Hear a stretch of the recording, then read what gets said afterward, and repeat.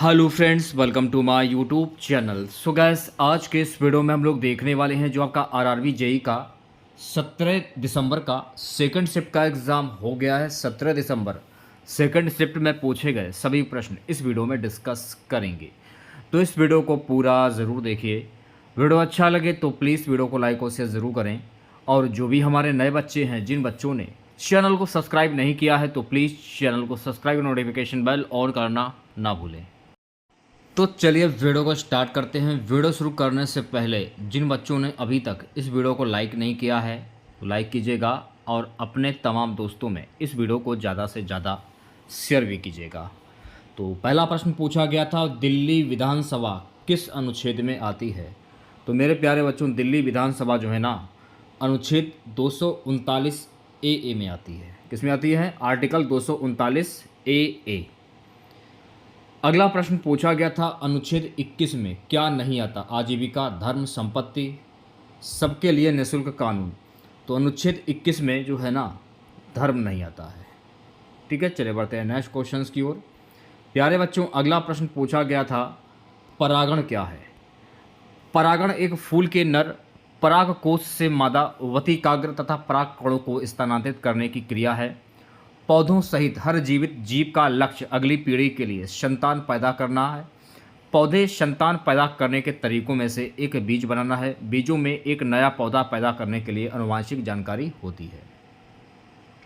देखिए, इसकी पीडीएफ आप हमारे व्हाट्सएप ग्रुप और टेलीग्राम ग्रुप से जो प्राप्त कर सकते हैं। लिंक आपको वीडियो के डिस्क्रिप्शन में मिल जाएगा। एड्स से संबंधित कौन सा नहीं है? एक दूसरे से हाथ मिलाना, ये एड्स से संबंधित नहीं है। अगला प्रश्न पूछा गया था, कंडोम गर्भ निरोधक कौन सा काम आता है? गोनोरिया से बचाने में मदद करता है। अगला प्रश्न पूछा गया था, हाल ही में संयुक्त राज्य अमेरिका के डेलावेयर में 6वां क्वाड शिखर सम्मेलन आयोजित किया गया। प्रधानमंत्री श्री नरेंद्र मोदी ने 21 सितंबर 2024 को डेलावेयर के विल्मिंगटन में आयोजित क्वाड नेताओं के 6ठे शिखर सम्मेलन में भाग लिया। इस महत्वपूर्ण बैठक का आयोजन अमेरिका के राष्ट्रपति महामहिम श्री जोसेफ आर बाइडेन ने किया था। शिखर सम्मेलन में ऑस्ट्रेलिया के प्रधानमंत्री महामहिम श्री एंथनी अल्बानीज और जापान के प्रधानमंत्री महामहिम श्री फूमियो किशिदा भी शामिल हुए। सो गाइस, अगला प्रश्न देखिए पूछा गया था, अपरिवर्तन के 2 प्रश्न पूछे गए थे। आज के पेपर में सेकंड शिफ्ट में अपरिवर्तन से 2 प्रश्न पूछे गए थे। जब प्रकाश किसी माध्यम से दूसरे माध्यम से गुजरता है तो वह अपने रास्ते से भटक जाता है, इसे प्रकाश का अपरिवर्तन कहते हैं। एक क्वेश्चन का पूछा गया था कि जल का अपरिवर्तनांक कितना होता है? तो जल का अपरिवर्तनांक होता है 1.33। द्विविस्थापन अभिक्रिया समीकरण से देखिए 2 प्रश्न पूछे गए थे। तो द्विविस्थापन अभिक्रिया रासायनिक अभिक्रियाओं का एक प्रकार है। इसमें 2 यौगिक अपने आयनों का आदान प्रदान करने 2 नए यौगिक बनते हैं। परागण से संबंधित गलत कथन की पहचान कीजिए। कीटों में मोथ और तितलियां सबसे प्रमुख परागण क्रमक हैं। एक क्वेश्चन देखिए इक्ता से पूछा गया था कि इक्ता किससे संबंधित है? तो इक्ता भूमि अनुदान की एक प्रणाली थी जो सल्तनत काल में थी। इक्ता से जुड़ी कुछ खास बातें कौन कौन सी हैं? इक्ता भूमि का वह हिस्सा था जो सैनिक सेवा के बदले में दिया जाता था। इक्ता का धारक होता था। इक्ता को मुक्ति भी कहा जाता था। तो ये आपको ध्यान में रखना है। सो गाइस, अगला प्रश्न पूछा गया था, राज्यसभा में कितने सदस्यों को नॉमिनेट करते हैं?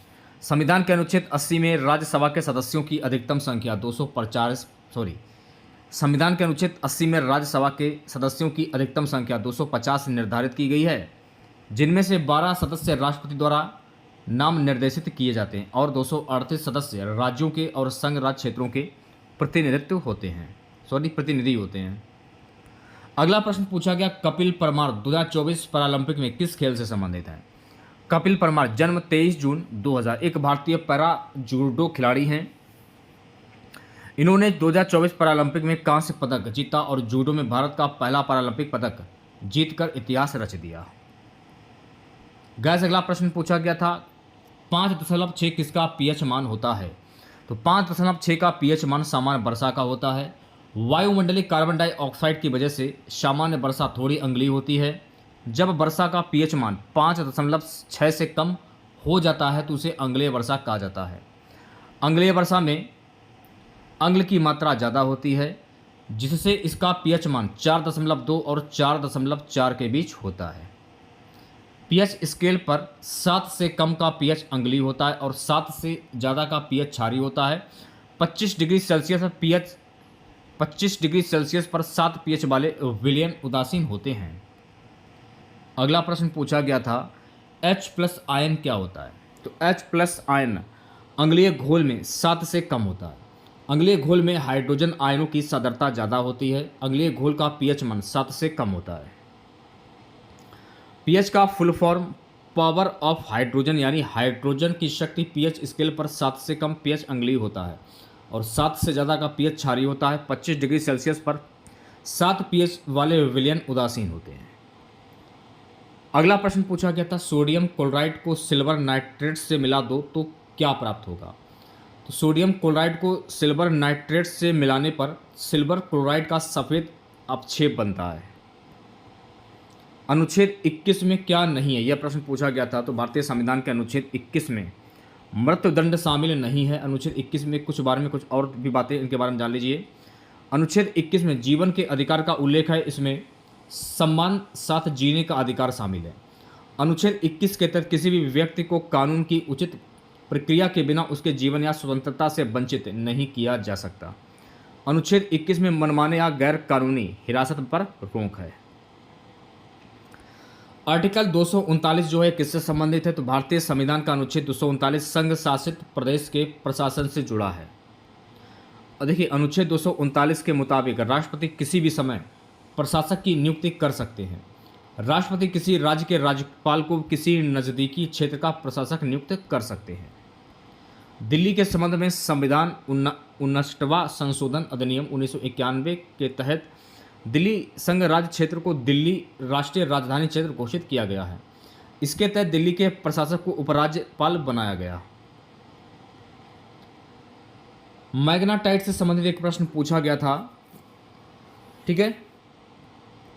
बेकिंग सोडा को ब्लीचिंग पाउडर से मिला दिया जाए, एक प्रश्न ये था। और बोल्ट टू रेजिडेंस से दिया गया करंट से प्रश्न पूछा गया था।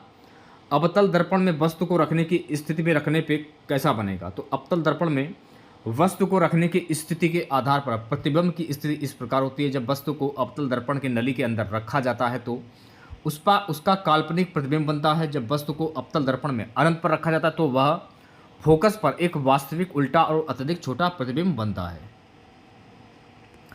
पालमपुर किससे संबंधित है। तो भारत के हिमाचल प्रदेश के कांगड़ा जिले की पहाड़ी शहर पालमपुर भारत के हिमाचल प्रदेश राज्य के कांगड़ा जिले में स्थित एक ये नगर है।